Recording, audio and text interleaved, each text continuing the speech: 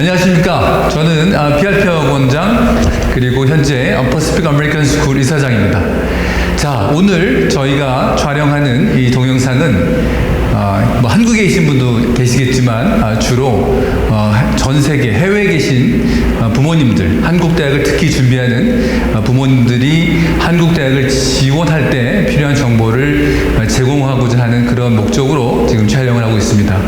자, 올해는 사실은 모두가 다 아시다시피 굉장히 여러 가지 힘들었던 해인 것 같습니다. 특히 이 코로나라고 하는 저희가 겪어보지 못한 그러한 새로운 그 상황이 발생해서 실제로는 특례를 준비하는 친구들이 어느 친구는 사실은 한국에 들어오는 것조차 서류를 보내는 것조차 아주 쉽지 않은 그런 어려움을 다 극복하고 올해 입시를 치렀습니다. 물론 그 여파가 수십 가지 영향을 줘서 현재 아이들이 이제 지원을 하고 또한 작년 같으면 다 대학에서 면접을 하는 상황에선 직접 교수님을 만나고 질문을 받고 그랬었는데 올해는 상당 부분 비대면으로 이루어지는 그런 상황이 발생했습니다. 자, 그래서 그 올해 일어났던 어떤 상황들을 또 내용들 또 올해 사실 겉으로 보기에는 변화가 큰 것 같지 않지만 실제 입시를 준비하는 수험생들로서는 굉장히 어려웠던 그런 한 해였던 것 같습니다. 그래서 제가 올해 있었던 입시의 특징을 잠깐 설명을 드리고 그 다음에 내년에 2022학년도죠. 그런 입시를 준비할 때 도움이 될 그런 정보를 제공하도록 하겠습니다. 자, 그러면 저희가 이제 화면을 좀 보면서 오늘 이제 내용은 주로 특례를 준비하는 친구들 그리고 또한 해외고에서 그냥 해외고 전형으로 준비하는 친구들 그런 친구들에게 공통적으로 다 중요한 정보가 되겠습니다. 그래서 그런 내용을 제가 올해 입시를 치른 그런 따끈따끈한 정보가 되겠죠. 아주 중요한 정보입니다. 잘 경청하시면 좋겠습니다. 자, 우선 간단하게 제가 설명할 때마다 보여드리는 입시 구조인데, 자, 우리가 이제 입시 구조가 우리나라 한국 대학을 이제 준비하면 저희가 이제 외국인 전형으로 오는 경우도 있고, 그 다음에 이제 특례, 여기서 말하는 12년 특례와 3년 특례, 그 다음에 수시 정시인데, 해외고 졸업자나 특례 전형 친구들은 정시라는 시험을 볼 일은 없을 거라고 보고요. 자, 그러면 이제 여기 나오는 논술이라는 학생부 종합, 학생부 교과 특기자 이런 전형이 있는데, 요거는 이제 수치가 좀 틀린 거라고 생각하시면 되겠습니다. 저게 60 혹은 50으로 바뀌고 요게 이제 50으로 바뀌는 건데, 자, 여기서 이제 논술 전형이라고 하는 건 우리가 해당 사항이 없고, 그 다음에 소위 말하는 주로 이제 여기 나와 있는 학생부 종합이나 특기자로 해외고 친구들은 일반적으로 나중에 수시를 가는 경우는 입시를 치렀죠.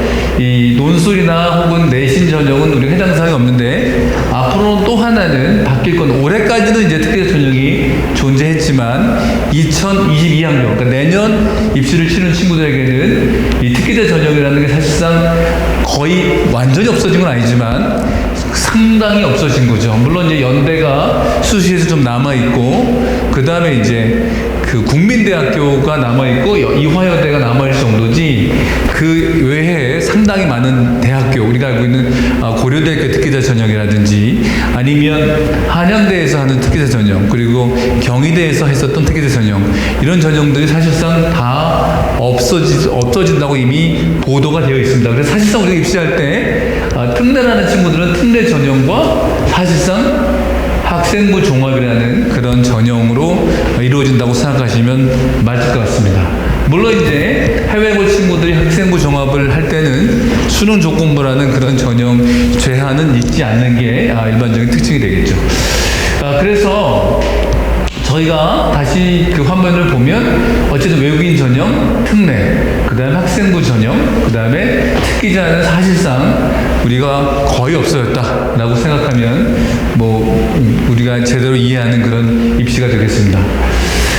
자, 그래서 우리가 이제 봐야 될 게 이런 전형들을 잠깐만 보면 우리가 이제 그 외국인 전형이라고 하는 전형, 그 다음 특례에서 우리가 12년, 3년, 그 다음에 뭐 서류를, 그러니까 내용적으로 보면, 기간적으로 보면 12년, 3년, 내용적으로 보면 서류를 할 거냐, 집필 할 거냐, 이런 전형으로 바뀌는 거죠. 그 다음에 이제 학생부 종합, 그 다음에 이제 특기자 전형이 거의 없어진 그런 상황에 입시가 우리가 치르게 된 거죠. 올해도 이렇게 입시가 치루어진 거죠. 자, 그래서 올해 이제 일어났던 현상을 다시 한번 우리가 보면, 올해 이제 경쟁률을 잠깐 보면 그래도 그 예전과 비슷한 거죠. 경쟁률을 봤을 때는 뭐 4.89대 1이라든지 아니면 5.86대 1, 뭐 무난한 그런 경쟁률을 보였습니다. 여기도 마찬가지로 이과대학은 7.25. 아무래도 이제 요새 취업 그 상황을 반영한 듯 문과보다는 확실히 이과에 대한 선호도가 높아서 7.25대 1, 9.44대 1, 9.50대 1이라고 하는 비교적 높은, 문과에 비해서는 비교적 높은 그런 경쟁률을 올해 보인 거죠. 그리고 다시 문과 쪽으로 와서 보면 또 경쟁률이 약간 좀 낮아 보이죠. 그리고 이쪽에 음악대학은 3대 1, 그 다음에 생활과학대학은 좀 더 높은, 약간 이과와 약간 이과적으로 방향이 튼 전형들은 전반적으로 경쟁률이 높음을 알 수 있겠죠. 물론 3년 특례는 우리가 경쟁률이 6대 1, 7대 1 한다는 얘기는 뭐 경쟁률을 보여준 것처럼 6명이 지원하면 그 중에 1명 된다는 뜻이죠. 그러니까 그렇게 유리한 것만은 아니라고 우리가 이해할 수 있죠. 다른 과들도 보면 이과대학은 뭐 전통적으로 높으니까 12.5대 1 정도. 그래서 그 지난해와 그렇게 그 경쟁률을 봤을 때는 대단히 뭐 특이하다라고 얘기하기는 좀 어려운 그런 상황이 되겠습니다. 자, 그래서 전반적으로 보면은 뭐 이런 정도 경쟁률을 보이고 있고, 고려대학교 같은 경우도 경영학과가 한 7.63대 1, 8대 1, 뭐 철학과 6대 1. 그러니까 전반적으로 지금 사회학과가 12대 1인데 여기는 좀 경쟁률이 굉장히 많이 높이 올라가 있는 학과고, 나머지 학과들은 비교적 무난하게, 문과 학과들은 좀 더 역시 경쟁률이 낮게 자리를 분포하고 있습니다. 자, 다른 학과들은 뭐 경제학과가 좀 높게 나왔고, 그 다음 이과는 역시 문과보다는 좀 더 높은 형태의 학과의 경쟁률을 보여주고 있습니다. 네, 그래서 뭐 지난해와 그래도 크게 차이가 있다고 얘기할 수 없는 그런 정도의 경쟁률을 보이고 있습니다. 그래서 전반적으로 전체적으로 보면 한 6.05대 1인데 어쨌든 뭐 디자인 11대 1, 그 다음에 과들을 보면 뭐 비교적 그냥 전해와 좀 비슷하다, 고대연대처럼 말씀드릴 수 있겠습니다. 자, 이제 학생들이 우리가 대학 입시에서 6장의 카드, 뭐 카이스트라든지 이런 학교들은 이제 6개의 기회에서 제외는 되지만 6번의 기회가 있을 때 우리가 보통 이상적으로 이제 저희 같은 전문가가 추천할 때는 6개 카드 중에 특례를 최대한 3개까지 쓰거나 특례 한 2개 쓰고 수시를 한 4개 쓰세요 보통. 아니면 3대 3 이 정도로 얘기하죠. 왜냐하면 워낙 특례가 우수한 학생들이 많기 때문에 경쟁률이 또 높고, 특례를 4개 썼다가 하나도 안 되면 나중에 좀 수시 쓸 때 굉장히 마음의 부담도 크고 어렵기 때문에 보통 이제 3대 3으로 쓰라고 하죠. 그래서 올해 수시를 보면 올해 수시의 그 경쟁률을 보면은 뭐 대단히 높다고 얘기할 수는 없는데 조금은 높아진 건 사실이에요. 그 이유는 이제 올해 코로나 때문에 해외로 가는 친구들이 좀 대학 가는 게 좀 줄어들어서 그 영향도 조금 있다고 볼 수 있는데, 대부분의 학과들은 수시 전형에서 일반적으로 보는 그런 정도의, 오히려 수시 전형이 사실 무지하게 특기자 전형이 아닌 전형은 일반적으로 사실은 뭐 15대 1, 20대 1까지 가는 거죠. 노수 전형만 해도 100대 1이 가는 경우도 있으니까. 그래서 뭐 7, 8대 1. 우리가 입시를 할 때 가장 아이디어란 말은 뭐 맞지 않겠지만 입시를 할 때 6대 1, 뭐 이 정도, 6대 1 미만인 경우는 되게 좋다고 얘기하죠. 왜냐하면 6개 카드를 쓸 수 있기 때문에 6대 1의 6분의 1의 확률을 계속 더하면 어딘가 하나는 6번을 우리가 지원했을 때 붙을 수 있다는 확률이 나오기 때문에 이 정도 경쟁률은 사실은 흔히 있는, 대한민국에서 입시를 할 때 흔히 있는 경쟁률인 것 같아요. 그래서 이게 연세대학교 활동 우수형에 나온 그런 일반적인 그 경쟁률의 모습이 되겠습니다. 그래서 이과들이 아무래도 좀 역시 그 경쟁률이 높아 보이는 신소재, 그 다음에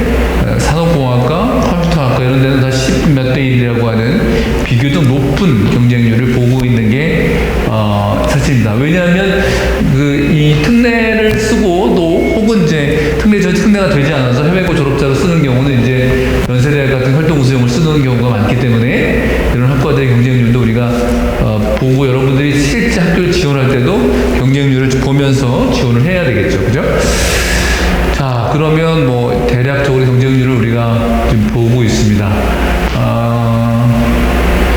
IC학 5.4대 1, 그 다음에 공학과학부 8.4대 1. 아무래도 특기자 전형과 약간 관련이 있어 보이는 학과들은 경쟁률이 조금 더 낮긴 하네요. 아까는 뭐 10몇 대 1이었는데 5.4대 1, 그 다음에 8.67대 1, 뭐 이 정도 보면 조금 낮은 편입니다. 이 언더우드 국제대학인 경우 지금 거의 뭐 4.09대 1이니까 대단히 경쟁률을 봤을 때 낮은 그런 경쟁률이 되는 거죠. 그죠? 그래서 비교적 낮은 거죠. 다른 학과에 비해서 확실히 낮은 경쟁률을 보고 있는 게 사실인 것 같습니다. 자, 고려대학교 같은 경우도 보면은 15대 1, 이게 일반적인 이제 수시의 모습이죠. 20대 1, 뭐 이 정도. 그러니까 12명을 뽑는데 240명이 지원하는 이게 한국 입시의 냉정함을 보여주는 아주 무지무지하게 경쟁력이 센 그런 상황이죠. 그러니까 이런 학과를 넣으면 사실은 사회학과 12명보다 240명을 쓰는 240명이 지원하는 경우는 사실은 확률이 굉장히 낮아지는 그런 경우. 그래서 어떻게 보면 어떨 때는 그러니까 대학과 학과를 정말 잘 고르는 것도 합격에 굉장히 중요한 영향을 주는 거죠. 너무 경쟁률이 센다는 것은 그만큼 합격에 불리하다는 뜻이기 때문에 그래서 이 고려대학교도 실제로 이렇게 학과들이 경쟁률이 만만치 않은 그런 모습을 보여주고 있죠.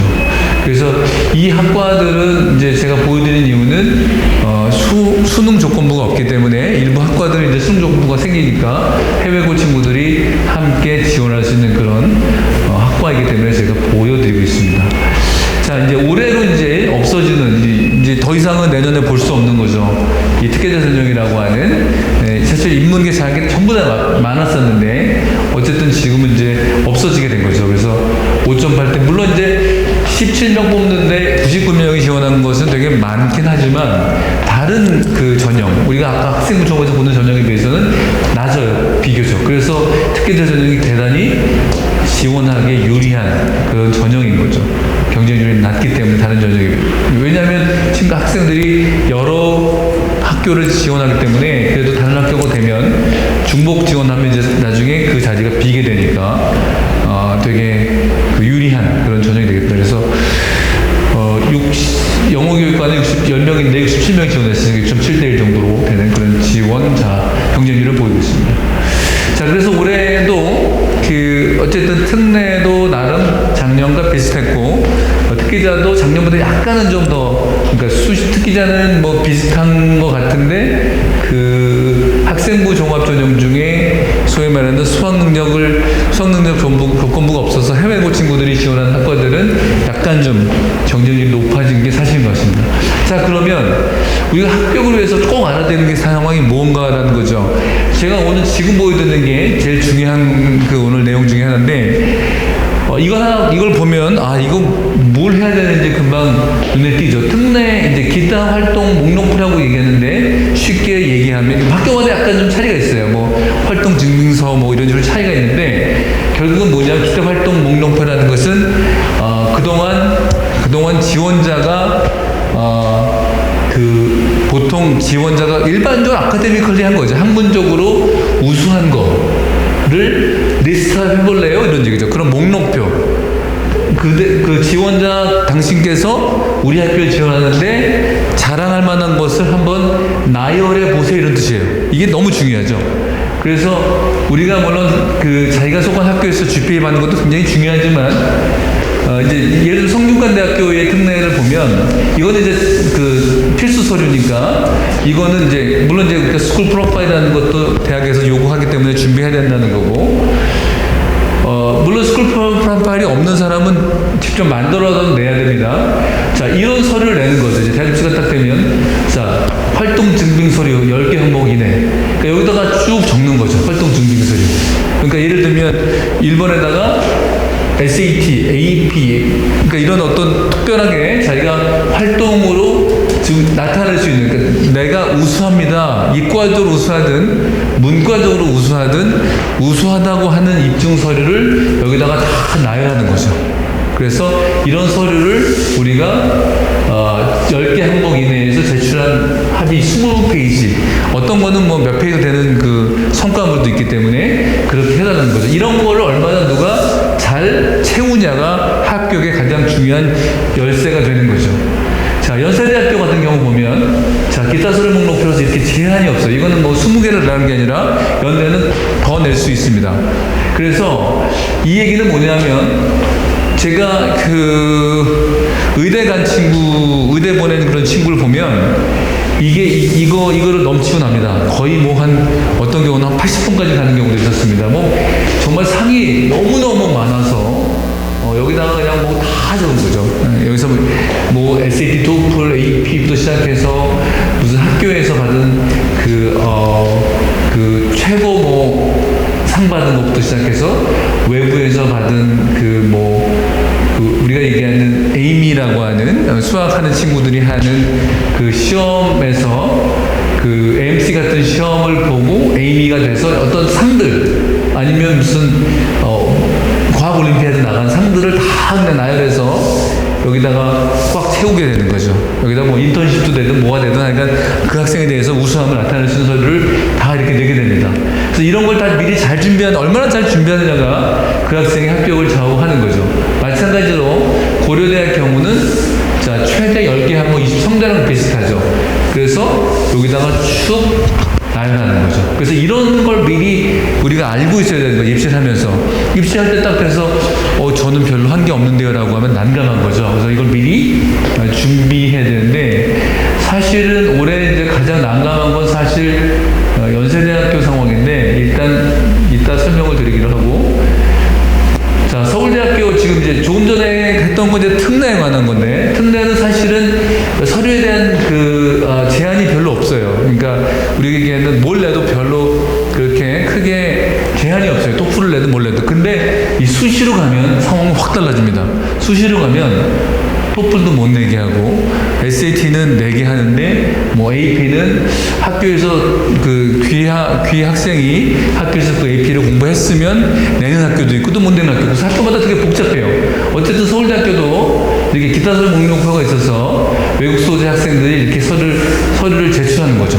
그래서 이런 양식이 서울대학교도 이렇게 있단 말이죠. 그러니까 이런 게 있구나. 그래서 우리가 이걸 보고 이거에 맞춰서 준비를 잘 해야 되는 거죠.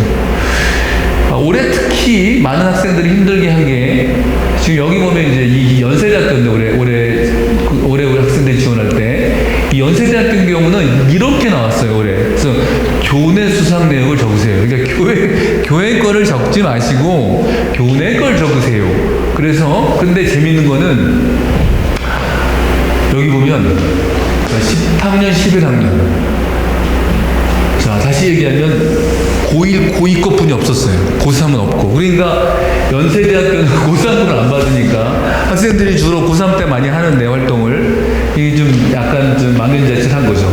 이런 상황이 돼서. 그래서 고1, 1 때 한 거를 주로 적으세요. 이렇게 된 거죠. 그리고 그 내용을 간단하게 적으세요. 이렇게 됐었고, 고3 때 이렇게 빠지고, 여기도 교내 동아리 활동은 올해 이제 코로나 때문에 학생들이 많이 못했을 것이다라고 학교에서 추측을 하고 이제 고3권 안 받겠다게 된 거죠. 그래서 여기 보면 동아리 활동도 고2, 고3 때 한 거 하나도 없는 거예요. 그러니까 지금 이 방송을 보는 해외에 계신 부모님들은 기억하셔야 되는 게, 이 고1, 고2 때 많이 해놔야 된다는 거죠. 고3 때 이렇게 연대가 또 내년에 이렇게 또 안 받아버리면, 이 내년에 입시하기 전에 하는 것은 이게 또 힘들어지는 상황이 벌어지니까 미리 많이 해 놔야 된다는 거죠. 자, 그 다음에 봉사활동도 이제 1학년, 2학년, 3학년 때 한 것보다는 1, 2학년. 그래서 우리가 그러면 연대 때문에 고3 때 거를 하지 말아야 되느냐는 또 아니죠. 왜냐하면 다른 학교는 또 받으니까. 연세대학교는 특별하게 고1, 2, 고2 거만 한 거죠. 그래서 내년에는 어떨까? 내년에도 이렇게 할까? 이건 몰라요. 내년에는 제 생각에 고3 때 들어가지 않을까 생각하고 있어요. 그래서 어쨌든 최대한 할 수 있는 봉사활동 신청도 이렇게 잘 해놔야 된다는 그런 뜻이죠. 근데 여러분들이 아셔야 될 것은 봉사활동이라는 것은 여러분들이 봉사활동을 하면서 우수하다는 걸 입증하는 봉사활동을 해야지. 하나 예를 들면, 내가 봉사했는데, 어떤 올림픽 조직위원회 위원들을 통역을 해줬다. 이거는 봉사에서 다르죠. 영어를 잘하는구나. 아니면 내가 영어도 풀어도. 이런 거, 그러니까 학생의 어떤 아카데미컬한, 학생의 학문적으로 뛰어남을 나타내는 봉사를 하는 게 유리한 거지. 여러분들이 봉사를 한다고 해서 힘든 일을 막 했다라는 것은 훌륭한 일이지만, 그걸 비해서는 좀 그 가치가 덜 평가될 수 있으니까, 가급적 여러분들의 우수함을, 인정받을 수 있는 그런 봉사활동을 하는 게 훨씬 더, 유리할 거라고 생각합니다. 자, 그 다음에 이제 수시에서, 고려대학교인 경우는, 자, 해외고 출신자인 경우, 이거는 특기자를 그죠. 10페이지 이내에서, 근데 내년에 어차피 고려대학교가 특기자가 없어지기 때문에 이 특기자 전형이 안 맞지만, 제가 생각하기에는 내년에 고려대학교에서 지금 계열 적합형, 계열별 뽑는 그쪽에 이렇게 서류 목록표가 생길 거라고 생각합니다. 그래서 여러분들은 고대를 준비하는 사람은 역시 또 활동을 잘 준비해야 되는 거죠. 그래서 올해 합격에 중요하게 작용했던 요소들, 어떻게 보면 역시 우리가 알고 있는 IB나 SAT나 A레벨 다 중요하죠. 물론 그 외에 다른 시험들 결과들, 그리고 AP 역시 중요하죠. 그러니까 AP는 5개를 하는 뜻이 아니라 적어도 5개 이상은 했으면 좋겠다는 뜻이고, 특례는 이제 교내 활동을 다 인정하고 교내 수상을 다 인정하고, 활동 목록도 매우 중요하고, 자기소개서도 아주 중요합니다. 그러니까 자기소개서를 도와주다 보면 사실 굉장히 힘들어요. 왜냐하면 학생들이 이제 한국말로 쓰기 어려우니까. 근데 자기소개서 되게 중요하고요. 다양한 스펙이 중요하죠. 왜냐하면 다 받아주기 때문에. 그런데 수시에서 보통 일반적인 경향은 SAT나 IB도 맞죠. IB는 다 받아주죠. AP도. 그래서 올해 되게 재미있는 현상은 뭐냐면, 연세대학교에서 그 아이들의 진학을 도와줄 때, 이것저것 다 토플도 못 내게 하고, 이것저것 웹 활동도 못 내게 하고, 다 못 내게 했는데, 이 마지막 그 학생들 진학을, 그러니까 우리가 이제 대학 입시를 지원하다 보면, 나중에 이제 그 부모님들이 UA라고 하는, 혹은 진학이라고 하는 그런, 소위 말하는 그 사이트를 통해서 우리가 지원을 하는데, 연세대학교는 되게 특이한 것은, 아까 그 활동 서류도 고등학교 1, 2학년 걸 넣으면서 그 이전에 어떤 칸이 있었냐면, 표준화된 점수가 되는 것을 업로드 하세요라는 칸이 있었어요. 그러니까 표준화된 점수는 뭐냐면, SAT나 IB나 ACT나 AP가 거기에 해당합니다.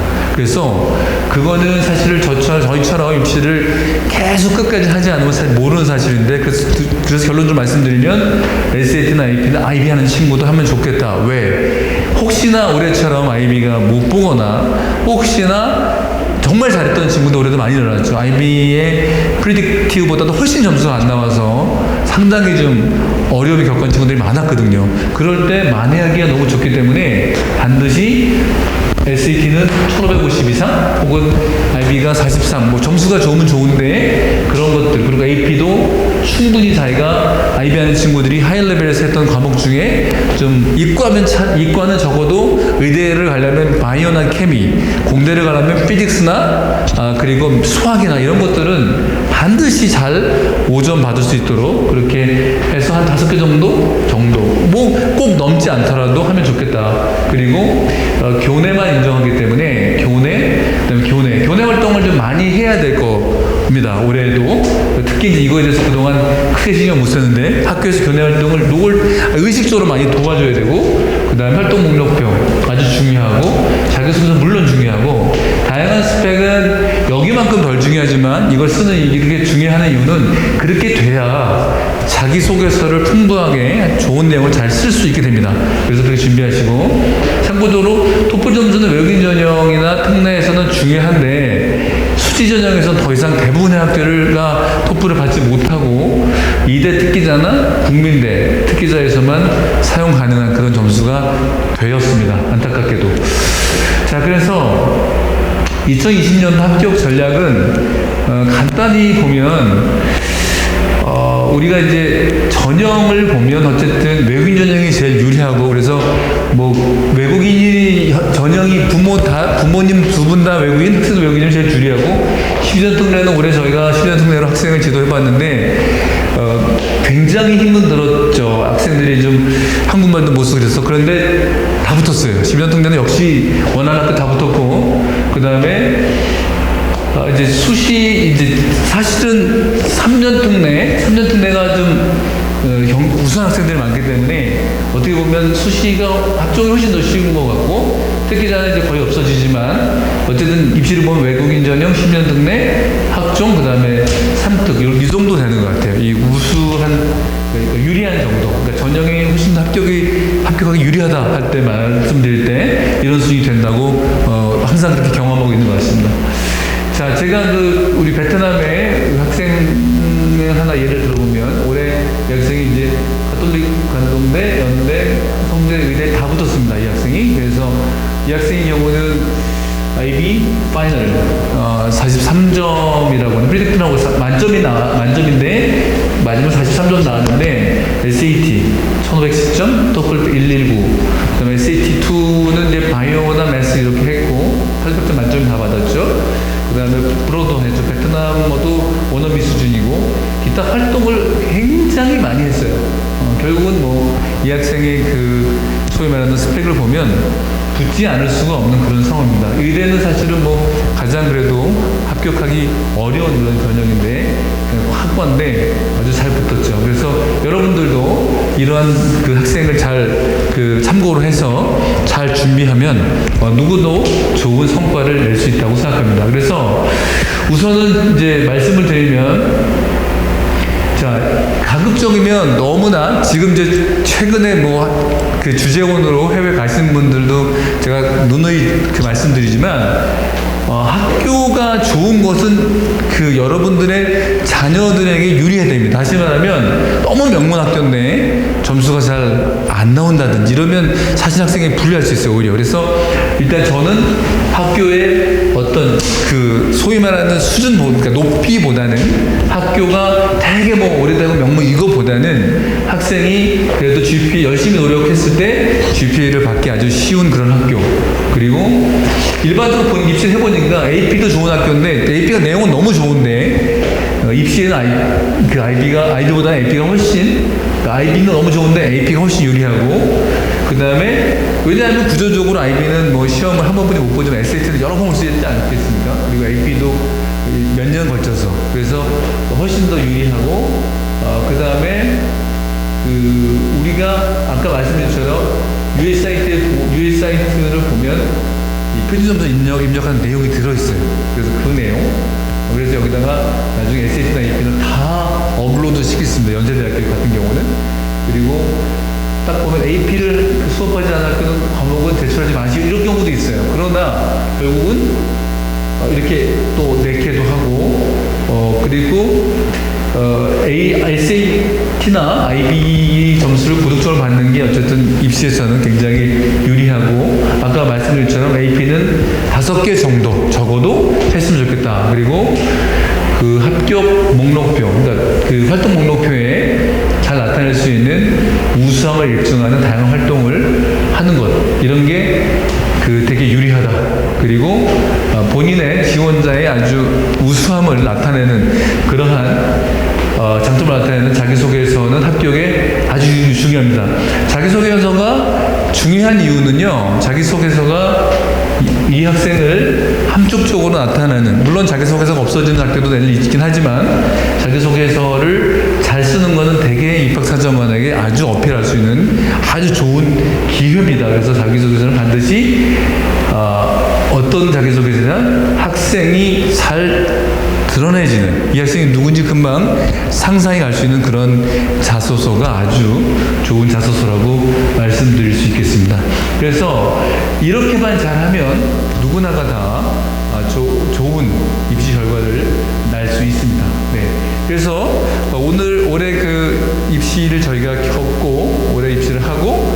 다음에 부모님들께 드리고자 하는 그런 말씀은 여기까지 되고요.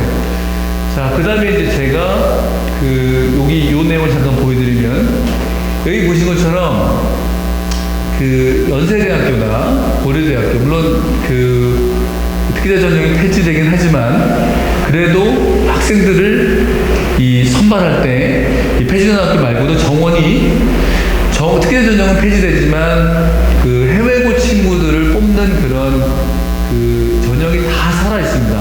그래서 서울대, 연대, 고대, 성대, 서강대, 대부분 주요 대학들이 다 해외고 학생들은 우리 선발하면서 되게 유리한 것은 오히려 학생들에게 서류를 제출하게 해줍니다. 그래서 서울대 서류 제출할 수 있습니다. 그리고 연세대학교 서류를 제출할 수 있습니다. 고려대학교, 저는 이 전형에서 서류를 내년에 제출하게 해줄 거라고 생각합니다. 성대 제출 가능합니다. 서강대 가능합니다. 그리고 중앙대도 제출 가능하고요. 그 다음에 대부분 학교들이 다 가능하다고 보시면 될 것 같아요. 그래서 충분하게 해외고를 졸업한 친구들이 특례를 하고 수시를 쓰거나 아니면 특례 대상이 되지 않는 친구들도 해외고 전형으로 충분히 상위권 대학에 지원을 할 수 있습니다. 자, 그렇게 생각하시면 되고요. 그래서 나머지 대부분의 학교들도 다 해외고 학생들에게 문이 열려있기 때문에 학생들이 잘 평소에 준비를 잘한다면 좋은 결과가 있을 거라고 생각합니다. 자, 학교 소개 잠깐만 할게요. 제가 운영하는 학교 내에 이 학교는 지금 아까 말씀드린 그러한 내용들 AP 커리큘럼으로 하고 있고요. 저희가 12학년도 받습니다. 이번에 이제 12학년 학생들도 저희가 1월 달에 내년 2021년도 1월 중순에 피즈라는 섬나라의 국가죠. 거기서 영어권 국가인데 개교를 하고 상위권 학생들, 그러니까 상위 학년 학생들과 그 다음에 중고등학생을 다 선발을 합니다. 그래서 1월 중순에 학교가 시작을 할 예정입니다.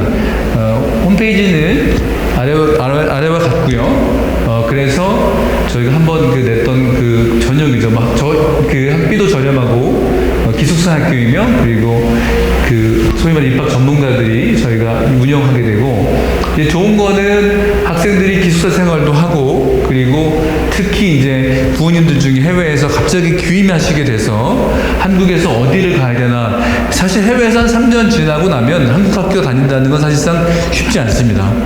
그리고 특례외에 수시를 쓰기가 어렵죠. 왜냐하면 한국에 들어갔을 때 내신이 잘 받기가 쉽지 않기 때문에. 그래서 그런 학생들에게 아주 좋은 기회이기 때문에 부모님들께서 여기에 관심 있는 분들은 저희 사이트를 통해서 아니면 연락을 주시면 저희가 또 친절하게 상담을 해드리도록 하겠습니다. 자, 제가 오늘 드리고 싶은 말씀 거의 다 드렸고요. 매년 입시가 변하고 있는데 그 변하는 입시에 우리가 그래도 어떠한 것들이 대학에서 학생들을 선발할 때 원하는 것을 정확하게 파악만 하고 있으면 아주 좋은 결과가 기다리고 있습니다. 자, 여러분들 자녀들도 아주 좋은 결과를 얻을 수 있을 거라고 확신하고, 부모님들께서도 제가 설명드린 말씀을 잘 기록하셔서 확인하시면 되겠습니다. 자, 오늘 잘 경청해 주셔서 감사합니다. 고맙습니다.